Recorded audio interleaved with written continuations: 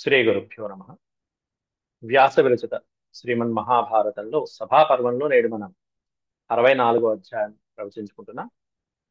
ఇందులో శిశుపాలుడు భీష్ముణ్ణి ఆక్షేపించడం, భీష్ముడు చేసినటువంటి ఆ శ్రీకృష్ణ స్తుతిని వ్యతిరేకించడం అనేటువంటిది, భీష్ముణ్ణి నిందించడము చేస్తున్నాడు. ఈ శ్రీకృష్ణ పరమాత్ముడు భీష్ముడికి ఇచ్చినటువంటి 100 తప్పుల వరకు క్షమిస్తానని చెప్పి తల్లికి ఇచ్చినటువంటి మాట ఏదైతే ఉందో, ఆ మాట ఇప్పుడు అవన్నీ ఆ 100 తప్పులు కూడా ఒక్కొక్కటి కౌంట్ డౌన్ అవుతూ ఉన్నాయి. అంటే శిశుపాలుడి నోటి నుంచి వచ్చినటువంటి దూషణములు ఏవైతే ఉన్నాయో, నిందా వాక్యాలు ఏవైతే ఉన్నాయో, అవన్నీ కృష్ణుడు ఓ పక్కన చక్కగా లెక్క పెట్టుకుంటూనే ఉన్నాడు. ఈ 100 తప్పులు చేసినటువంటి 100 తప్పులు అయిపోగానే ఆ శిశుపాలుడి యొక్క శిరచ్ఛేదం అనేటువంటిది జరుగుతూ ఉంది, నిండు సభలో అందరి ముందు కూడా. ఇంకా 2-3 అధ్యాయాల వరకు కూడా శిశుపాలుడు ఇక తన నోటికి వచ్చినట్టుగా ప్రగల్భాలు పలకటం, కృష్ణుణ్ణి, భీష్ముణ్ణి, పాండవులని నిందించడం జరుగుతుంది. ఆ వచనాలు ముందుగా చూద్దాం. ముందుగా దైవ స్మరణ చేసుకుని ప్రారంభించుకుందాం. ఓ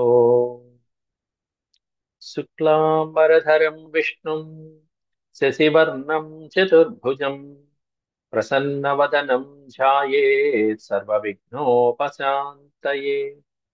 వ్యాసం వసిష్ఠనప్తారం శక్తేః పౌత్రమకల్మషం పరాశరాత్మజం వందే సుఖతాతం తపోనిధిం.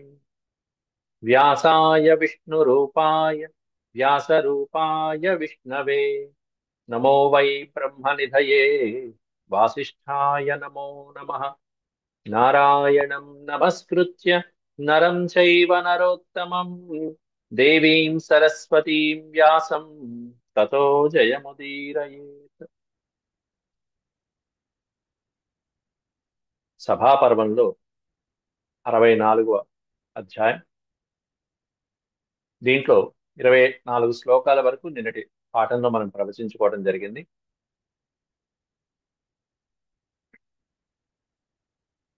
అన్యకామాహి ధర్మజ్ఞ కన్యకా ప్రాజ్ఞమానిన అంబా నామేతి భద్రం తే కథం సాపహృతా త్వయా.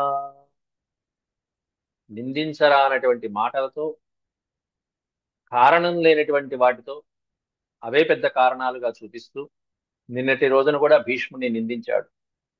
ఏమిటి ఆ కృష్ణుడి లీలలన్నీ చెప్పావయ్యా? పూతన్ని చంపాడు, లేకపోతే బకాసురుని చంపాడు, లేకపోతే అఘాసురుని చంపాడు, ధేనుకాసురుని సంహరించాడు, మద్ది చెట్టు పడేశాడు, కంసుడిని చంపాడు, ఇట్లాంటివన్నీ చెప్పావు కృష్ణుడి లీలల్లో. ఓ పిల్లవాడు చిన్న పక్షిని చంపడం కూడా తప్పేనా? అదో పెద్ద మహా అద్భుతమా? ఉన్న జిల్లేడు ముక్కలు లాంటి రెండు, ఇది చైతన్యం లేనటువంటి కర్ర పుల్లని పడేస్తే అదో పెద్ద అద్భుతమా? ఇది అర్జున వృక్షాలు పడేయటం, రెండు జిల్లేడు చెట్టు లాంటి కర్ర పుల్లలు అంటున్నాడు శిశుపాలు. వాడికి అట్లా కనిపించింది. అంటే చూడనటువంటి వాళ్ళకి అదే అట్లాగే అనిపిస్తూ ఉంటుంది. ఏదో చేసి ఉంటాడులే అంతే, ఉట్టిన పెద్ద. ఎందుకంటే ప్రత్యక్షంగా చూసినటువంటి వాళ్ళు తక్కువ మంది. ఆ బృందావన వాసులు మాత్రమే తెలుసు ఆ మహాత్మ్యం ఏంటో. లేకపోతే భీష్ముడు లాంటి ధర్మాత్ములకి తెలుసు ఎట్లాంటి అసురులు ఏ విధంగా నేలకొలిగారు, అట్లా కంసుడు లాంటి వాడు ఏ విధంగా మరణించాడు అనేటువంటిది తెలుసు వీళ్ళందరికీ. ఆ కంసుడిని చంపడం కూడా తప్పే అని చెప్పి నిరూపించాడు. అన్నం పెట్టినటువంటి రాజునే చంపాడు కృష్ణుడు, అది ధర్మమా? అట్లాంటి వాడిని కూర్చోబెడతావని చెప్పి నిందించాడు పూర్వ శ్లోకాలు. ఇక ఇప్పుడు అంబా, అంబిక, అంబాలిక, కాశీరాజ కుమార్తెలు చక్కగా స్వయంవర మండపంలో ఉండి, స్వయంవరం జరుగుతూ ఉండగా ముగ్గురిని తీసుకొచ్చావు. పైగా ముగ్గురిని తెచ్చావు సరే, దాంట్లో ఒక కన్యక అన్యకామాహి, ఇతరుల్ని కామించినటువంటి స్త్రీని నువ్వు అపహరించి తెచ్చావు. ఇది తప్పు.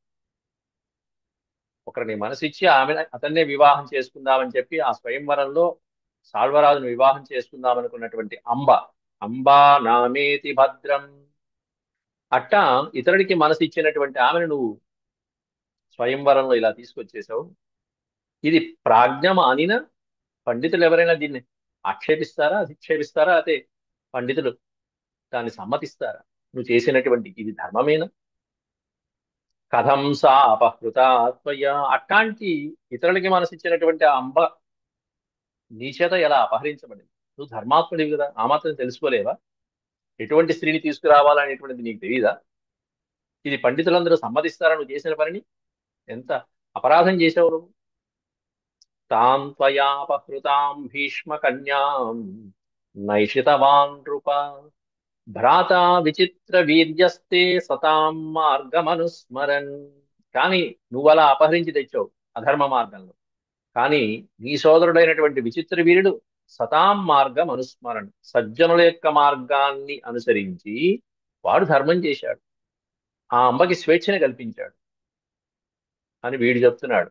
అక్కడ ఉన్నది శిశుపాలుడు ఉన్నాడా, ఆ క్షణంలో భీష్ముడు ఉన్నాడా పక్కన? ఎవరు పంపించారు? వీడేదో చూసినట్టు వీడే చేసినట్టు చెప్తున్నాడు శిశుపాలుడు అక్కడ. నీ సోదరుడైనటువంటి విచిత్ర వీరుడు వాడు ధర్మాత్ముడు, వాడు సజ్జనులు చేసిన మార్గంలో వాడు వెళ్ళి చక్కగా అమ్మని విడుదల చేసి పారేశాడు. నీ ఇష్టం వచ్చినటువంటి వాడి దగ్గరికి వెళ్ళు అని చెప్పి. అట్లా అంబకి అన్యాయం చేశావు. పైగా విచిత్ర వీరుడికి ఏమన్నా అంబికకి అంబాలికలకి ఇచ్చి పెళ్లి చేశావు. తర్వాత కొన్నాళ్ళకి విచిత్ర వీరుడు మరణించాడు, సంతానం లేదు. ఏమైంది ఇద్దరి పరిస్థితి? అంబిక అంబాలికల పరిస్థితి. భార్యయోర్యస్య చాన్యేన మిషతః ప్రాజ్ఞమానినః తవ జాతన్యపత్యాని సజ్జనాచరితే పథి. అట్లాంటి అంబికా అంబాలికల పట్ల సజ్జనులు ఆచరించేటువంటి మార్గం అని చెప్పి నువ్వు వాళ్ళిద్దరికీ ఇంకొకరితో సంబంధం పెట్టించి వాళ్ళకి అపత్యాన్ని కలిగించేట్టు చేసావు, సంతానం కలిగేట్టు చేసావు. జాతాన్యపత్యాని. పాండురాజు, ధృతరాష్ట్రుడు, పాండురాజు, విదురుడు జన్మించారు. ఇంకొకళ్ళ పట్ల వీళ్ళకి సంతానం కలిగింది. అది ధర్మం అని చెప్పి నువ్వు చెప్తున్నావు. ఓహి ధర్మోస్తి తే భీష్మ బ్రహ్మచర్యమిదం వృధా. అట్లాంటి నువ్వు ఒక ధర్మాత్ముడివేనా? ఇంకొకరి చేత సంగమింపజేసి వీళ్ళిద్దరికి పిల్లల్ని కనేట్టు చేసి సంతానాన్ని కలిగేట్టు ఇది ఒక వంశమేనా? ఇది ధర్మమేనా అని చెప్పి భీష్ముడు చేసినటువంటివి అన్ని కూడా ధర్మబద్ధమైనటువంటివి దోషాలుగా చూపిస్తున్నాడు ఇక్కడ శిశుపాలుడు. ఇది వీడి యొక్క ధర్మం. పైగా నువ్వు బ్రహ్మచర్య, నువ్వు కఠోరమైనటువంటి బ్రహ్మచారిని అని చెప్పి నీకు నువ్వు చెప్పుకుంటూ ఉంటావు. ఏమిటి నీ బ్రహ్మచర్యం ఇదం వృధా. ఈ నీ బ్రహ్మచర్యం ఉందే ఇదంతా వృధా. ఎందుకు ఈ బ్రహ్మచర్యం? మోహాద్వా క్లీబాత్వా యద్ధారయసి మోహాద్వా క్లీబాత్వా న సంశయః. ఈ బ్రహ్మచర్యం నువ్వు ఎందుకు చేస్తున్నావో మాకు అర్థం కావట్లా. మోహంతో చేస్తున్నావా? లేకపోతే ఏదో కీర్తి ప్రతిష్టలు సంపాదించడానికో ఏదన్నా, లేకపోతే క్లీబాత్వా ఏదన్నా శారీరకంగా ఏమన్నా లోపం ఉందా నీలో? నపుంసకుడివా? ఏమన్నా దోషం ఉందా? అవి మాకు అనుమానం, అది మాకు సందేహం. కాబట్టి నువ్వు ఎందుకు చేస్తున్నావు అంటే ఏదో నీ పరువు ప్రతిష్టలకో కీర్తి ప్రతిష్టలు తెచ్చుకోవడానికో నిలబెట్టుకోవడానికి ఏదో చేస్తున్నావు. అది ధర్మం అని చెప్పి నిరూపిస్తున్నావు, ధర్మాత్ముడిలాగా నటిస్తున్నావు. నత్వం తవ ధర్మజ్ఞ పశ్యామ్యుపచరం క్వచిత్ నత్వం తవ ధర్మజ్ఞ. కాబట్టి నీలో ధర్మస్వరూపం అనేటువంటిది కించిత్తు లేదు, ఏమీ లేదు, ఏమీ లేదు. నహితే సేవితా వృద్ధా ఏవం ధర్మమబ్రవీ. అయినా ఇన్ని ధర్మాలు చెప్తున్నాను అంటున్నావు. అసలు నువ్వు ఎప్పుడైనా ధర్మాత్మని సేవించావు చెప్పు? ధర్మవృద్ధులైనటువంటి వాళ్ళని నహితే సేవిత, నీ చేత సేవించబడలేదు. నీ విద్యాభ్యాస సమయంలో కానీ పెద్దతనంలో కానీ ఇప్పుడు వృద్ధుడు అయిపోయావు. ఇప్పటి వరకు నువ్వు ఎప్పుడైనా ధర్మజ్ఞానులైనటువంటి వృద్ధుల్ని ఎప్పుడైనా సేవించావు చెప్పు? లేదు కదా. ఏదో తల్లి దగ్గర విద్యలు నేర్చుకున్నా అన్నావు. వచ్చేటప్పటికి 14 ఏళ్ళు అయిపోయింది, గంగానది తీసుకొచ్చింది, శంతనుడికి అప్పచెప్పింది. ఏది నీకు? పండితుల్ని వృద్ధుల్ని సేవించి విద్యాబుద్ధులు నేర్చినటువంటిది ఎక్కడా నీ జాతకంలో లేదు కదా. యం ఏవం ధర్మమబ్రవీ ఏవం ధర్మమబ్రవీ. అట్లాంటి నువ్వు ఈ ధర్మాలు చెప్తూ ఉంటే ధర్మం ధర్మం లేనటువంటి వాళ్ళని సేవించి ధర్మాత్ములైనటువంటి వాళ్ళని సేవించకుండా నువ్వు ధర్మాలు చెప్తే ఏం ఉపయోగం ఇక్కడ? ఇష్టం దత్తమధీతం చ యజ్ఞాశ్చ బహుదక్షిణాః సర్వమేతదపత్యస్య కలాం నార్హతి షోడశీం. అయినా నువ్వు బ్రహ్మచారివి, నీకు సంసారము భవబంధాల గురించి నీకేం తెలుస్తాయి? పుత్ర సంతానం లేనటువంటి వాడికి నీకేం తెలుస్తుంది ధర్మం? ఎందుకంటే పుత్ర సంతానం కలిగితే అప్పుడు అసలైనటువంటి ధర్మతత్వం అనేటువంటిది వస్తుంది. ఇష్టం దత్తం అధీతం చ యజ్ఞాశ్చ బహుదక్షిణ. చక్కగా దానాలు ఇవ్వటము, యజ్ఞాలు చేయటము, అనేకమైనటువంటి దక్షిణాలతో ఈ అశ్వమేధాలు, రాజసూయాలు, ఇవన్నీ యజ్ఞయాగాలు చేస్తూ ఉంటారు కొంతమంది. ఎన్నో యాగాలు చేస్తూ ఉంటారు. పక్కన పత్ని ఉండాలి, భార్య ఉండాలి. ఈ యజ్ఞాలు, యాగాలు, ధర్మాలు ఇవన్నీ నువ్వు కొన్ని చేసావు, నువ్వు చేయాల్సినవి చేసావు. పక్కన వేరే వాళ్ళని పెట్టుకుని ఇక్కడ యజమానిగా పెద్దవాళ్ళు ధృతరాష్ట్రుడు, భీష్ముడిని పెట్టుకుని, పాండరాజుని పెట్టుకుని నువ్వు చేసావు కొన్ని. ఏం ఉపయోగం చెప్పు? ఇవన్నీ కూడా ఈ నువ్వు చేసినటువంటి యజ్ఞాలు ఎందుకు పనికొస్తాయి, ఎందుకు పనికిరావు? ఇవన్నీ కూడా అన్న కొడుకులో సంతానములో 16వ వంతు కూడా రావు. సర్వమేతద్ అపత్యస్య కళాం నార్హతి షోడశీ కళ. 16వ వంతు కూడా రావు. కన్న కొడుకు ఉండటం అనేటువంటిది ఎంత ధర్మమో, ఆ కన్న కొడుకు వీటన్నిటినీ మించినటువంటి వాడు. యజ్ఞయాగాలకు వచ్చేటువంటి పుణ్య ఫలితానికంటే మించినటువంటి పుణ్య ఫలితం ఒక్క కన్న కొడుకు వలన వస్తుంది. ఆ కన్న కొడుకు ఉండటం వల్ల వచ్చేటువంటి పుణ్యం ఇదిగో యజ్ఞాలలో మొదలైనవన్నీ చేస్తూ ఉంటే 16వ వంతుకు కూడా రావాలి. అట్లాంటిది నువ్వు బ్రహ్మచారివి, నీ కొడుకే లేడు, ఇంకా నీకు అట్లాంటప్పుడు ఈ యజ్ఞాలు యాగాలు ఇంకా ఏం పుణ్యం వస్తుంది? నువ్వేం ధర్మం చెప్తావు ఇంకా? వ్రతోపవాసైర్బహుభిః కృతం భవతి భీష్మయత్ సర్వం తదనపత్యస్య మోఘం భవతి నిశ్చయాత్. అట్లాంటిది నువ్వు ఎన్నో వ్రతాలు చేశావు, తపస్సులు చేశావో, లేకపోతే దాన ధర్మాలు చేశావో, యజ్ఞాలు చేశావో, అవన్నీ కూడా ఏమైపోయినాయి ఇప్పుడు? మోఘం భవతి, వ్యర్థం అయిపోయింది. మోఘం, మోఘం అంటే వ్యర్థం. ఎందుకంటే తదనపత్యస్య, సంతానం లేని కారణంగా నువ్వు చేసినటువంటి వ్రతాలు, పూజలు, తపస్సులు, యజ్ఞాలు, దానాలు, ధర్మాలు అన్నీ కూడా వ్యర్థం అయిపోయినాయి. నిశ్చయంగా, నిస్సందేహంగా, దీంట్లో సందేహం లేదు. తప్పకుండా అవన్నీ వ్యర్థమైపోతాయి. ఇది ధర్మం అంటూ వీడి ధర్మం వీడి చెప్తున్నాడు. సోనపత్యస్య వృద్ధస్య మిథ్యా ధర్మానుశాసనాత్ అపీదానిం జ్ఞాతిభ్య ప్రాప్నుయా వధం. అట్లాంటి సంతానము లేనటువంటి వృద్ధుడు, సంతానము లేనటువంటి నీలాంటి వాడు మిథ్యాధర్మానుశాసనాలు, అసత్యపు అధర్మమైనటువంటి వచనాలు, అసత్యమైనటువంటి ధర్మవచనాలు పలుకుతూ ఉంటే నువ్వేదో ధర్మం పలుకుతున్నావు, అవి ధర్మం అని నువ్వు అనుకుంటున్నావు. ఎలా ఉందంటే ఆ, అసత్యం పలికేటువంటి వాడు వేదాలు వల్లిస్తున్నట్టుగా ఉంటుంది, అధర్మాత్ముడు వేదాలు వల్లిస్తున్నట్టుగా ఉంటుంది అన్నట్టుగా. అనపత్య, సంతానము లేనటువంటి వృద్ధుడు అయినటువంటి నీవు అనవసరమైనటువంటి ఈ ధర్మాలు అన్నీ కూడా నువ్వు మాకు చెప్తున్నావా? ఇవన్నీ నువ్వు మాకు పాండవులకి చెప్తున్నావు, నువ్వా మాకు చెప్పేది ధర్మాలు? నీలాంటి వాడు ఎట్లా నశిస్తాడంటే పక్షుల చేతిలో హంస మరణించినట్టుగా మరణిస్తాడు. హంసవత్వం అపీదానిం జ్ఞాతిభ్య ప్రాప్నుయా వధం. జ్ఞాతిభ్య అంటే బంధువుల నుండి, తన తన వంటి పక్షుల నుండి, తన జాతి వారి నుండి, జ్ఞాతిభ్య హంసవత్ వధం ప్రాప్నుయాత్. హంస ఏ విధంగా మరణించిందో తన బంధువుల నుంచి, తన పక్షుల సమూహం నుంచి ఎలా అయితే హంస ఏ విధంగా మరణించిందో అలా నువ్వు మరణిస్తావు తెలుసా అని చెప్పంటూ వివరాలు చెప్తున్నాడు. ఇది పురాణాలలో ఉన్నటువంటి ఒక కథ. ఆ కథని తీసుకొచ్చి వర్ణిస్తున్నాడు. ఇప్పటి వరకు అర్జునుడు, భీష్ముడు చెప్పినవేమన్నా శ్రీకృష్ణ పరమాత్ముడి యొక్క దివ్యమైనటువంటి లీలలు చెప్తే, వీడేమన్నా ఇక కాకులు, పక్షులు, హంసల కథలు తీసుకొస్తున్నాడు. ఏ లీలలో చెప్పలేక, వాడికి ఏ లీలలో తెలియక చివరికి ఎక్కడో ఓ చోట నుంచి ఒక కథని తీసుకొచ్చి దానికి భీష్ముణ్ణి అన్వయిస్తున్నాడు ఆ కథకి. ఏవం హి కథయంత్యన్యే నరా జ్ఞానవిదః పురా భీష్మయత్తదహం సమ్యక్ వక్ష్యామి తవ శృణ్వత. ఏవం హి అన్యేర నరా జ్ఞానవిదః పురా. జ్ఞానవిధులైనటువంటి నరులు పూర్వం పురాణాలలో ఉన్నటువంటి ఒక కథని చక్కగా ఉదహరిస్తూ ఉండేవారు. అది నీకు ఇప్పుడు వక్ష్యామి తవ శృణ్వత. అందరూ వింటూ ఉండగా నీకు ఆ కథ చెప్తా విను.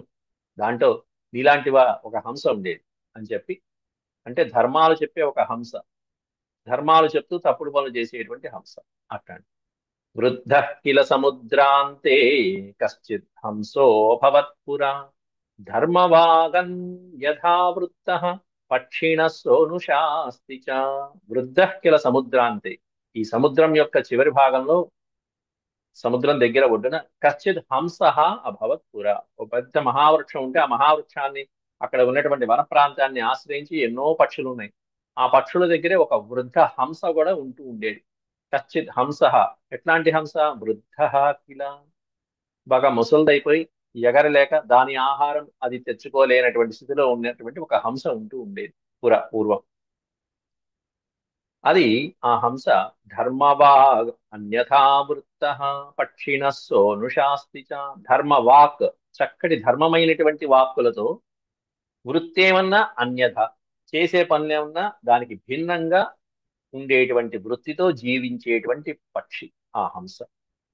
అటువంటిది పక్షిణస్సు అనుశాస్తిచ, పక్షులన్నిటికీ కూడా నీతిని బోధిస్తూ ఉండేది. అనుశాస్తి అంటే ఆదేశించడం, ఆజ్ఞాపించడం, చక్కగా ధర్మాన్ని బోధించడం.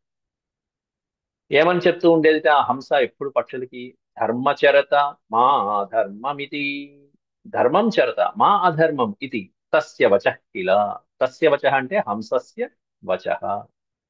ఆ హంస యొక్క వచనం ఏమిటంటే ఎప్పుడు ధర్మం ఆచరత, అధర్మం మా ఆచరతం ఇది. ధర్మమే ఆచరించండి ఆయన, మీరు ఎప్పుడు కూడా అధర్మం పట్ల ఆసక్తి చూపించకండి అంటూ పక్షులన్నిటికీ నీతిని బోధిస్తూ ఉండేది ఈ హంస.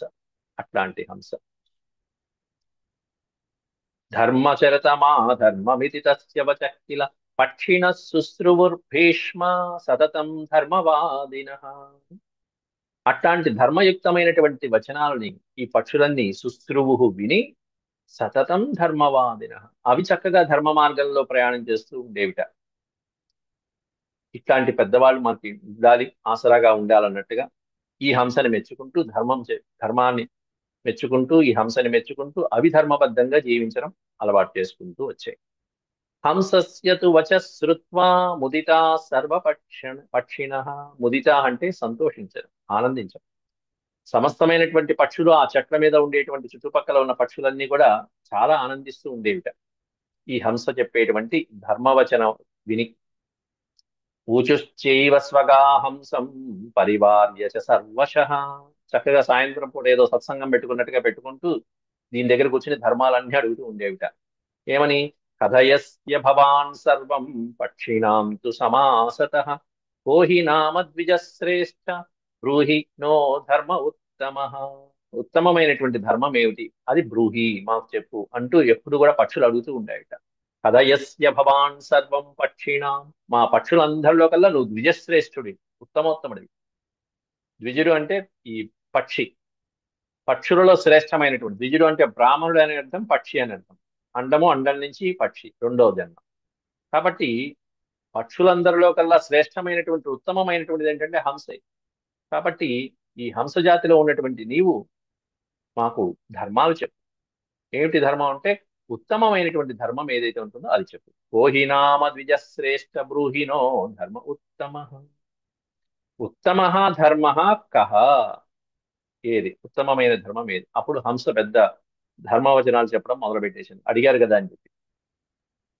ప్రజాస్వహింసా ధర్మో వై హింసా ధర్మ ప్రజా ఏతదేవానుబోద్ధవ్యం ధర్మాధర్మ సనాతన. సమాసత కాదు, సనాతన అని ఉండాలి. సనాతనమైనటువంటి ధర్మం ఏమిటంటే ప్రజాస్వహింసా ధర్మో వై, అంటే ఎవరిని హింసించకండి, ఎవరిని బాధ పెట్టకండి, అహింసని వదిలిపెట్టండి. అహింసని, అహింసా వ్రతంతో ఉండండి, హింస వదిలిపెట్టండి, అహింసా వ్రతంతో పాటించండి. ప్రజాస్వహింసా ధర్మం, అది అంటే హింసని వదిలిపెట్టేసి కేవలం అహింసా వ్రతాన్ని ఆచరించడము, మన బిడ్డల్ని మనం చూసుకోవటము, ఇట్లాంటి ధర్మం ఏదైతే ఉంటుందో అది అసలైనటువంటి ధర్మం. హింస అధర్మ, హింస చేయటం అనేటువంటిది అధర్మం, హింసని వదిలిపెట్టడం ధర్మం. ఖగము అంటే పక్షి, ఖగవ్రజాహ, ఓ ఖగవ్రజాహ, ఓ పక్షులారా, అట్లాంటి హింస, అధర్మమైనటువంటి హింసా వృత్తిని వ్రజాహ వదిలిపెట్టేసేయండి ఇదందరూ. ఏతదేవాన్ అనుబోద్ధవ్యం, ఎన్ని కథలు చెప్పినా ఎన్ని ఆఖ్యానాలు చెప్పినా ఇదే ధర్మం, ఇదే బోధించదగినటువంటి ధర్మం, మీకు బోధించదగినటువంటి ధర్మం ఇదే అంటూ ఈ విధంగా ఎన్నో రకాలుగా వాళ్ళు అడిగినప్పుడల్లా ఒక్కొక్క ధర్మం చెప్పుకుంటూ సనాతనమైనటువంటి ధర్మం ఇదే అంటూ చెప్పుకుంటూ వచ్చింది. ఈ హంస మాటలన్నీ చక్కగా విని వాటి పిల్లల్ని చూసుకోమని, వాటి గుడ్లు పెట్టినటువంటి గుడ్లు చూసుకోమని ఈ బాధ్యత అంతా ఈ వృద్ధ హంసకి అప్పచెప్తూ వీళ్ళు ఆహారం కోసం ఈ పక్షులు ఇంకో చోటకి వెళ్తూ ఉండటం జరుగుతూ ఉంటుంది. అదంతా శిశుపాలుడు భీష్ముడికి చెప్తున్నాడు. వృద్ధ హంస వచశ్రుత్వా పక్షిణస్తే సుసంహితా ఊచుశ్చ ధర్మలుబ్ధాస్తే స్మయమాన ఇవాండజా. వృద్ధ హంస వచశ్రుత్వా, ఆ వృద్ధుని యొక్క హంస యొక్క వచనాలు విని పక్షులన్నీ కూడా సుసంహిత, సంతోషించి అవి ఊచుశ్చ ధర్మలుబ్ధాస్తే స్మయమానా ఇవాండజ. ధర్మం ఎక్కడ పొరపాటు కలగకుండా, ధర్మాన్ని విడిచిపెట్టకుండా, ధర్మాన్ని జాగ్రత్తగా కాపాడుకుంటూ వాటి పిల్లల్ని పెట్టినప్పుడు ఇవ అండజ, సంతానం కలిగిన సందర్భాలలో ఆ సంతానానికి కూడా చక్కగా ధర్మాలు చెప్పుకుంటూ పెంచడం కోసం అని చెప్పేసి పిల్లల్ని కానీ, ధర్మం యః కురుతే నిత్యం లోకే లోకే ధీరతరోండజ స యత్ర గచ్చేత్ ధర్మాత్మా తన్మే బ్రూహి ఇహ తత్వతః. ఇంకా అడుగుతున్నాయి, పక్షులు అడుగుతున్నాయట. ఊచుశ్చ అంటే అడగటం.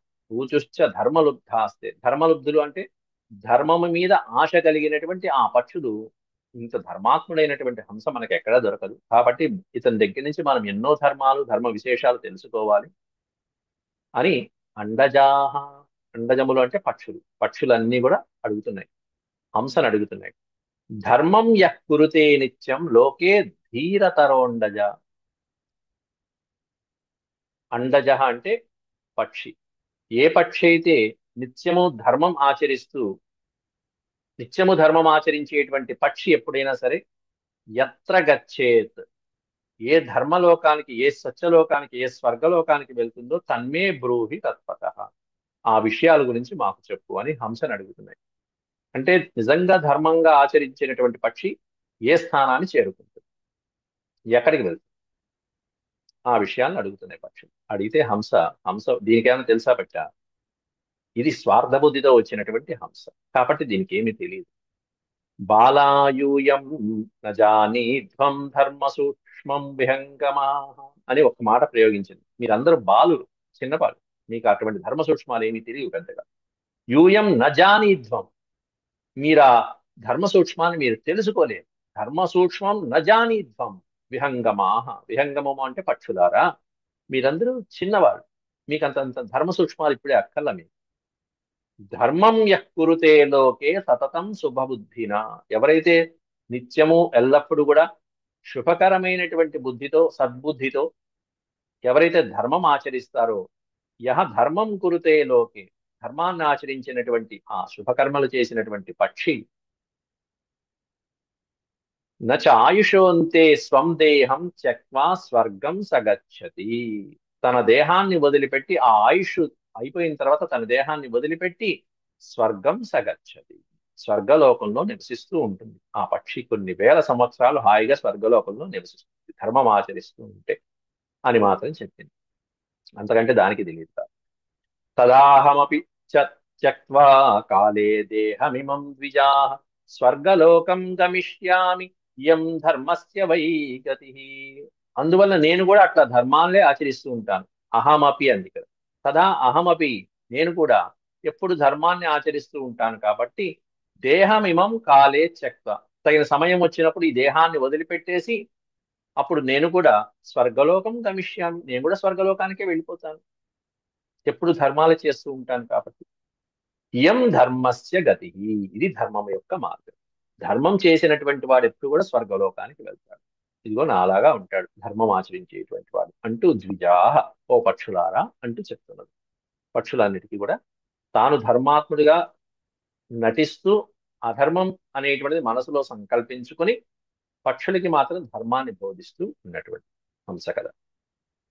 ఏవం ధర్మ కథాం చక్రే సహంస పక్షిణాం భృశం పక్షిణ శుశ్రువుర్భీష్మా సతతం ధర్మమేవతే.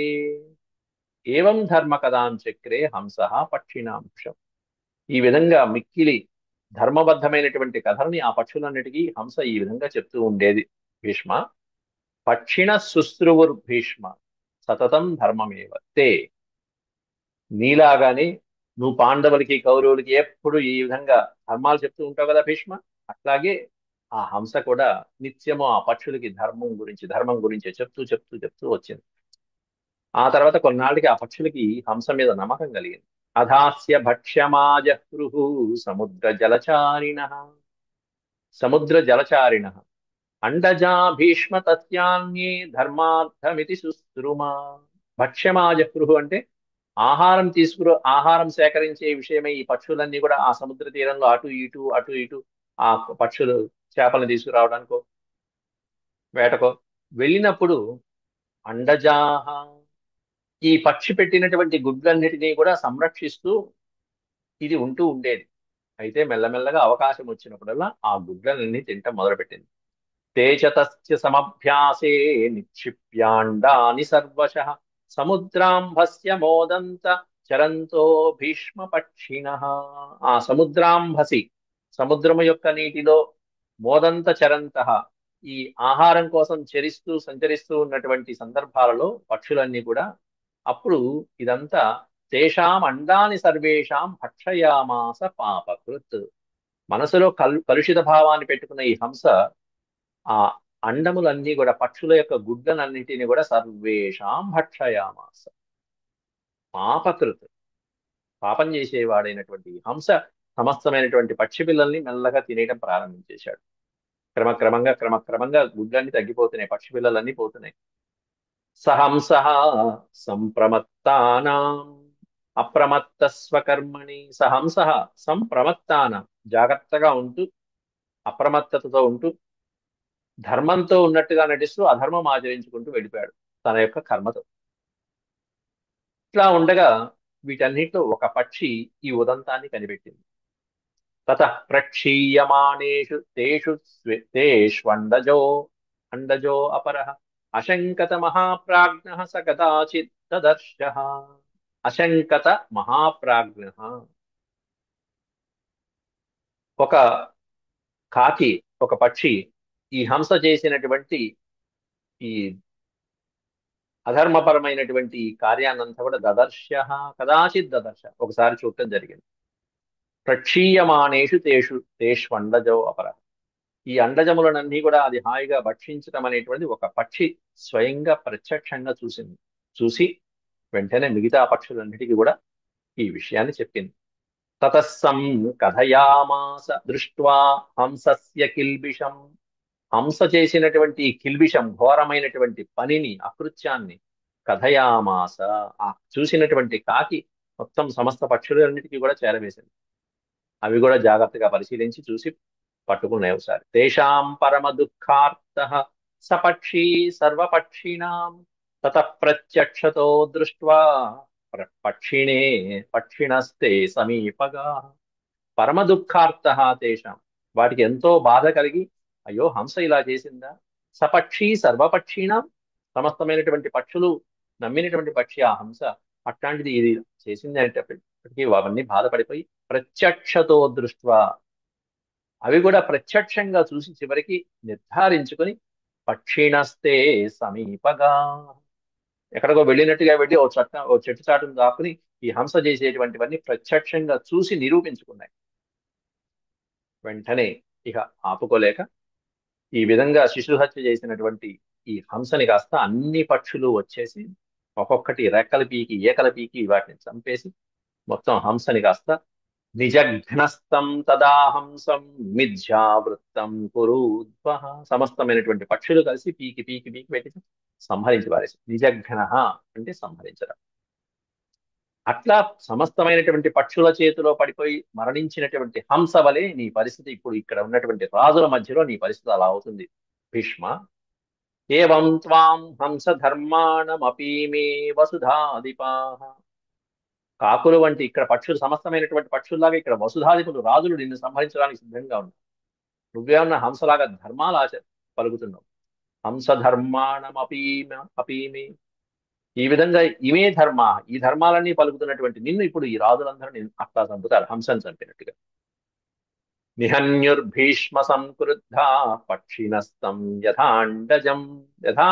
ఆ హంస చేతిలో అండజములు ఏ విధంగా మరణించాయో నీ వలన ఇదిగో వీళ్ళందరూ కూడా ఈ విధంగా కౌరవులు కానీ పాండవులు కానీ నిన్నే నమ్ముకుని కూర్చున్నారు. నువ్వు చెప్పిన ధర్మాలన్నీ ఆహా ధర్మం ఓహో ధర్మం అనుకుంటూ కూర్చున్నారు. ఇట్లాంటి గాథ పురాణాలలో ఉందయ్యా. గాథామప్యత్ర గాయంతి ఏ పురాణ విదో జనా. ఈ గాథనే ఎంతో మంది పురాణ విధులైనటువంటి వాళ్ళు, పెద్దవాళ్ళందరూ కూడా గాయంతి, కథయంతి, చక్కగా గానం చేస్తూ కీర్తిస్తూ హంస కథని, హంస కాకుల యొక్క కథని చెప్పుకుంటూ వస్తున్నారయ్యా. అలాంటిది నీ జీవితము, జాగ్రత్త. భీష్మ యాం తాం చ తే సమ్యక్ వధయిష్యామి భారత. సమ్యక్ వధయిష్యామి, చక్కగా చెప్తున్నాను నీ గురించి. నీ కథ ఏదైతే ఉందో నీ జీవిత కథ, అది ఈ హంస కథలో అలా అర్థంలాగా కనిపిస్తుంది. ఎందుకంటే నువ్వు చెప్పేది అదే, పైకి మాత్రం ధర్మాలు చెప్తున్నావు, చేసినవన్నీ అధర్మాలు. అంతరాత్మన్యభిహితే రౌషి పత్రరథాశుచి, పత్రరథాశుచి. అంతరాత్మన్యభిహితే, అంత అంటే అంతరాత్మలోనే ఉన్న అధర్మాన్ని మనసులో పెట్టుకుని పైకి మాత్రం ధర్మాలు చెప్పి ధర్మాలు వల్లిస్తూ వేదాలు వల్లిస్తున్నటువంటి హంస వలె అండభక్షణ కర్మై తత్తవ వాచమతీయతే. గుడ్లు భక్షించినటువంటి ఆ హంస వలె నీ యొక్క వాచనములు కూడా, నీ యొక్క మధురమైనటువంటి వాక్కులు కూడా వేదవాక్కుల వలె ధర్మవాక్కులు పలికినట్టుగా పలుకుతున్నావు. కానీ లోపల ఉన్నటువంటి అంతా నీలో అధర్మమే అధర్మమే, అట్లాగే నువ్వు ఆచరించవు నీ జీవితం అంతా అని శిశుపాలుడు భీష్ముణ్ణి అందరి ముందు నిందించడం జరిగింది. గురువృద్ధుడైనటువంటి భీష్ముణ్ణి నిందిస్తున్నాడు. ఇది శ్రీమన్మహాభారతే సభాపర్వణి శిశుపాల వధ పర్వణి చతుషష్టితమోధ్యాయ సమాప్త. తర్వాత చెప్పే అధ్యాయంలో కూడా భీష్ముని ఇలా నిందిస్తూ ఉంటే ఆ తర్వాత యుద్ధం చేయడానికి భీముడు ఒక్కసారిగా ఉక్రోషంతో ముందుకు వస్తాడు. అట్టా వచ్చినటువంటి భీమసేనుని భీష్ముడు నివారించడం అనేది తర్వాత అధ్యాయంలో చెప్తున్నాం. అంతవరకు సెలవు. ఓం శాంతి శాంతి శాంతి. యదక్షరపద భ్రష్టం మాత్రాహీనం చ యద్భవేత్ తత్సర్వం క్షమ్యతాం దేవ నారాయణ నమోస్తుతే. సర్వం శ్రీకృష్ణార్పణమస్తు. హరి ఓం.